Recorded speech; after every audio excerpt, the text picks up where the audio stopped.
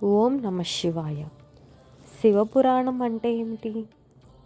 శివుడి మహిమ తెలుసుకుంటే మన జీవితం మారిపోతుంది. అలాంటి గొప్ప రహస్యాలను చెప్పే గ్రంథమే శివపురాణం.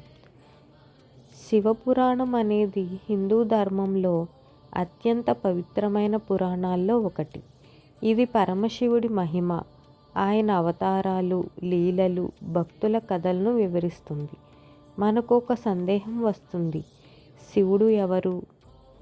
శివుడు అంటే కేవలం దేవుడు కాదు, అతను సృష్టి, స్థితి, లయలకు కారణమైన పరబ్రహ్మ. శివపురాణం మనకు చెబుతుంది, భక్తితో శివుని స్మరించిన వారికి కష్టాలు తొలగిపోతాయి. ఓం నమ శివాయ అనే ఒక్క మంత్రం మన జీవితాన్ని మారుస్తుంది. ఈ పురాణంలో మొత్తం 7 భాగాలు ఉంటాయి. ప్రతి భాగం మనకు ఒక గొప్ప జీవన పాఠాన్ని నేర్పుతుంది.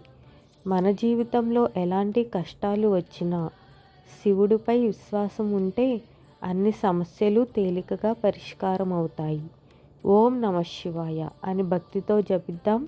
శివుని కృప మనపై ఉండాలని కోరుకుందాం.